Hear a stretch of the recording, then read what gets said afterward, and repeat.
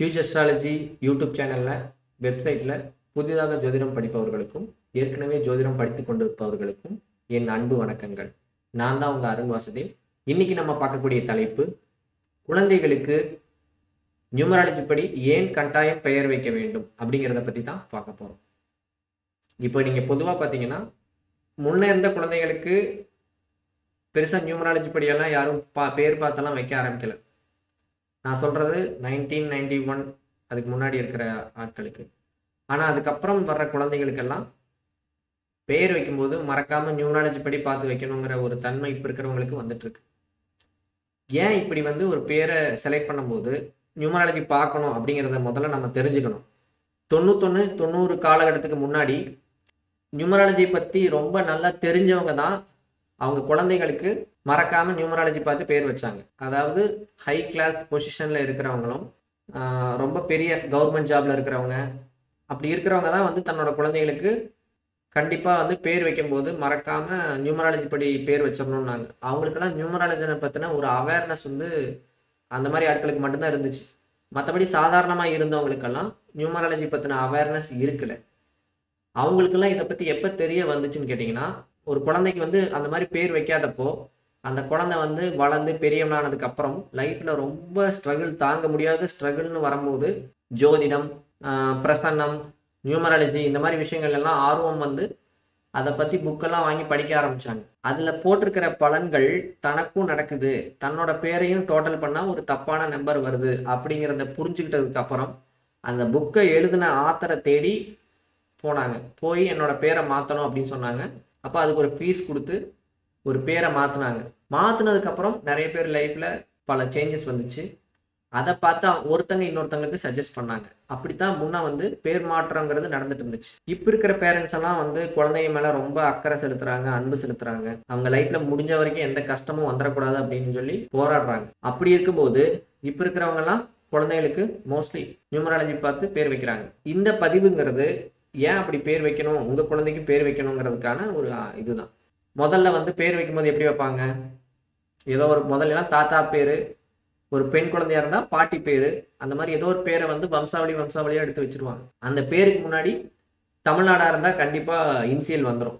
இப்போ ரா சுப்பிரமணி அந்த மாதிரினா சுப்பிரமணி, அந்த இன்சியல் ரா அப்படிங்கிறது வந்துடும். அதுக்கப்புறம் வர்ற குழந்தைங்களுக்கெல்லாம் அந்த பேர் பிடிக்கல, இந்த பழைய பேர்கள்லாம் எங்களுக்கு வைக்காதீங்கன்னு சொல்லும்போது இவங்களும் பேரண்ட்ஸும் புரிஞ்சுக்கிட்டாங்க. அப்போ மாடர்னாக ஒரு பேர் எடுத்து செலக்ட் பண்ணி வைக்கணுன்ட்டு வைக்க ஆரம்பித்தாங்க. அப்படி வச்சா கூட ஒரு குழந்தைக்கு ஃபஸ்ட்டு குழந்தை பிறந்துடுது. ஸோ பேர் நம்ம செலக்ட் பண்ணி கொடுத்துட்டோம். அந்த பேர் பார்த்திங்கன்னா பர்த் சர்டிஃபிகேட்லேயும் வந்துருச்சுன்னு வச்சுக்கோங்க. இந்த சம்பவங்கள்லாம் நடந்து ஒரு 3 வருஷம் 4 வருஷம் கழித்து உங்கள் குழந்தையோட பேரை நீங்கள் நியூமராலஜி போட்டு பார்க்குறீங்க. அதில் ரொம்ப மோசமான ஒரு பேர் வந்துடுது. உதாரணமாக எடுத்துகிட்டா ஒரு 29 வருது, அதை விட மோசமாக 53 வருது. அப்போது இந்த மாதிரி ஒரு தப்பான எண்ணில் உங்கள் பேர் குழந்தையோட பேர் வந்துருச்சுன்னா அந்த பேரை மாத்திரக்கு பிற்காலத்தில் அந்த குழந்தைங்க ரொம்ப கஷ்டப்பட வேண்டியிருக்கும். ஸ்கூல் காலேஜ் சர்டிஃபிகேட் எல்லாம் பழைய பேரில் வந்ததுக்கப்புறம் போய் கெஜெட்டில் போய் நேம் சேஞ்ச் பண்ணுறதுக்கு அலைஞ்சு சென்னையில், அதுக்கப்புறம் நேமை சேஞ்ச் பண்ணி அந்த ஒவ்வொரு ப்ரூஃபும் ஒவ்வொரு டாக்குமெண்ட்லேயும் அவங்க கொண்டு போய் கொடுக்க வேண்டியிருக்கும். ஏற்கனவே இருக்கிற டாக்குமெண்ட் எல்லாம் பேரை மாற்ற முடியாது. இந்த கெஜெட்டோட ஜெராக்ஸை அந்த டாக்குமெண்ட்டோட வைக்கணும். நான் இதை பற்றி ஒரு வீடியோ ஆல்ரெடி போட்டிருக்கேன். அப்போது ஒரு குழந்தை பிறந்துச்சுனாலே அதுக்கு பேர் கட்டாயமாக நியூமராலஜி படி பார்த்து வைக்கணுங்கிறது அவசியம். இதை நீங்கள் எதோட கம்பேர் பண்ணலான்னா, ஒரு வீடு கட்டும்போது நீங்கள் இந்துவாக இருந்தாலும் சரி, முஸ்லீமாக இருந்தாலும் சரி, கிறிஸ்டினாக இருந்தாலும் சரி, அந்த வீட்டை நல்ல ஒரு வாஸ்துப்படி கட்டிடணும். ஏன்னு கேட்டால் அந்த வீட்டை நாளைக்கு நீங்கள் இன்னொருத்தவங்களுக்கு விற்கவும் செய்யலாம், வாடகைக்கும் விடலாம். அப்போது உங்கள் மதத்தில் அந்த நம்பிக்கை இல்லைன்னா கூட, ஒரு கிறிஸ்துவத்திலையும் முஸ்லீம்லேயும் நம்பிக்கை இல்லைன்னா கூட, வீட்டை வாங்க வர்றவன் வாஸ்துப்படி கரெக்டாக இருந்தால் மட்டும்தானே அந்த வீட்டை தைரியமாக வாங்குவான். அதே மாதிரி வாடகைக்கு வர்றவங்களும் எல்லாமே கரெக்டாக இருந்தால் தான் அந்த விஷயங்களை பற்றி யோசிக்காமல் மன நிம்மதியோடு இருப்பாங்க. அப்போ இங்கே அவங்க அடுத்தவங்களோட பாயிண்ட் ஆஃப் வியூ என்ன பண்ணணும், பார்க்கணும்.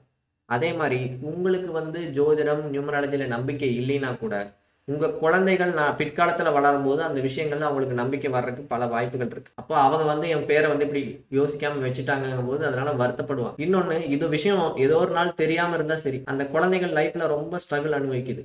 இப்போ ஏதோ ஒரு டைமில் தெரிய வருது, நம்ம பேர் நியூமராலஜி படி தப்பாக இருக்கிறதுனால தான் நமக்கு இதெல்லாம் நடக்குதுங்கிற மாதிரி அவங்க ஃபீல் பண்ணுறாங்கன்னு வச்சுக்கோங்க. அப்போ இதுக்காக அவங்க மெனக்கெட்டு அலைவாங்க. இன்னொன்று, ஒரு பேர் எடுத்த உடனே நியூமராலஜியில் ஒரு நல்ல வேல்யூவில் அமைஞ்சிருச்சு, அவங்க பிறப்பு எண் விதி எண்ணுக்கு ஏதோ ஒன்றுக்கு சாதகமாக அமைஞ்சிருச்சு அப்படிங்கும்போது அந்த பேர் வந்து சின்ன வயசுலேருந்தே வேலை செய்ய ஆரம்பிச்சிடும். இப்போ அது வந்து ஒரு அதிர்ஷ்டமான பேராக இருந்தால் அந்த குறிப்பிட்ட குழந்தை ஒரு குறிப்பிட்ட ஏஜ் ஆகும்போது ஆட்டோமேட்டிக்காக அதோட லைஃப் வந்து அடுத்தடுத்த நல்ல லெவலுக்கு போகும். அந்த மாதிரி எனக்கு நிறைய பேர் தெரியும். அப்போ சின்ன வயசில் தெரிஞ்சோ தெரியாமையோ நியூமராலஜியில் நல்ல ஒரு வேல்யூ இருக்கக்கூடிய ஒரு நம்பரில் வந்து பேர் வச்சவங்க வந்து பிற்காலத்தில் ஒரு 24-25 வயசு வரைக்கும் பெருசாக சம்பாதிக்காத போது கூட அதுக்கப்புறம் வந்து ஒரு நல்ல பெரிய ஐடி கம்பெனியில் வேலை கிடைச்சி ஃபாரின் அடிக்கடி போகக்கூடிய ஒரு சான்ஸோ, பல வெளியூர் வெளி மாநிலங்களுக்கெல்லாம் ஃப்ளைட்டில் போகக்கூடிய சான்ஸ் வந்து நிறைய ட்ராவல் பண்ணி நல்ல லைஃப்பை என்ஜாய் பண்ணிட்டு இருக்கிறவங்களையும் தெரியும். அதே மாதிரி இங்கிருந்து டெல்லி வரைக்கெல்லாம் போய் படித்து அதுக்கப்புறம் பல கண்ட்ரிஸ் எல்லாம் சுற்றி ஒரு பெரிய இடத்துல கல்யாணம் ஆகி ஸோ அந்த மாதிரி வாழ்க்கை வாழ்ந்துட்டு இருக்கிறவங்களை பற்றி எனக்கு தெரியும். இவங்க பேரெல்லாம் ஒன்று நேச்சுரலாகவே வைக்கும் போதே ஆட்டோமேட்டிக்காக அது நியூமராலஜி படி அமைஞ்சிருது. இல்லைன்னா அவங்க பேரண்ட்ஸ் வந்து அந்த டைமில் நல்லா நியூமராலஜி நல்லா தெரிஞ்சவங்க ஒருத்தங்களை பார்த்து அந்த பேரை வந்து நியூமராலஜி படி வைக்கிறாங்க. அப்போது ஒரு குழந்தைக்கு நியூமராலஜி படி இந்த மாதிரி பேர் வைக்கணுங்கிறது இந்த இடத்துல தான் ரொம்ப அவசியம்ங்கிற மாதிரி வருது. ஒருவேளை ஒரு பிறந்த குழந்தை வந்து பார்த்தீங்கன்னா ரொம்ப அதிர்ஷ்டசாலியான ஒரு குழந்தைன்னு வச்சுக்கோங்க. நீங்கள் அதுக்கு இவ்வளோ மெனக்கிட வேண்டிய அவசியமே கிடையாது. ஆட்டோமேட்டிக்காக என்ன ஆகும்னா நியூமராலஜி படி ஒரு நல்ல ஒரு வேல்யூவில் அமைஞ்சிடும். இப்போ உதாரணமாக எனக்கு தெரிஞ்ச ஒரு நபர் இருக்காரு. அவர் வந்து ஒரு 6ஆம் எண்ணில் பிறந்தவர், ஒரு 15ஆம் தேதி பிறந்தவர், டோட்டல் பண்ணால் 6, சுக்கிரனோட ஆதிக்கம். அவர் வேற்று மதத்துக்காரர் தான், உதாரணமாக முஸ்லீம்.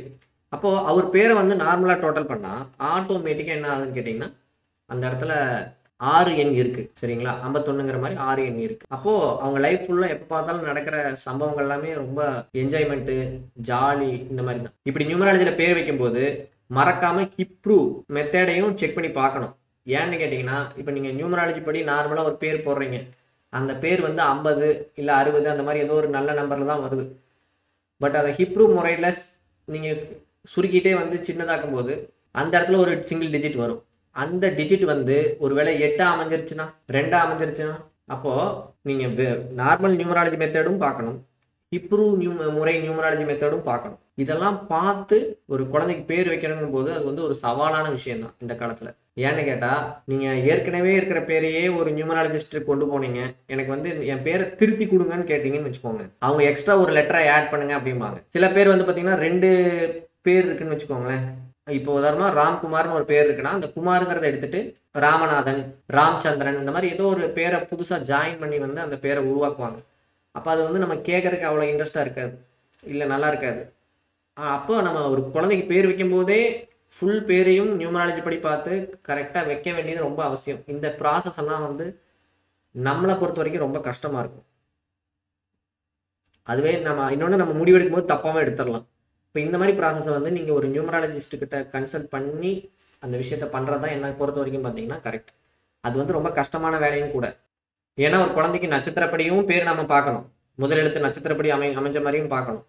ரெண்டாவது அந்த குழந்தையோட பிறப்பு எண் இல்லை விதி எண்ணை செக் பண்ணி எந்த நம்பரில் பேர் வச்சா அதோட வாழ்க்கை நல்லபடியாக இருக்கும் அப்படிங்கிறத செக் பண்ணி அதுக்கான பேரோட லிஸ்ட்லேருந்து மொத்தமாக பேரை கலெக்ட் பண்ணணும்.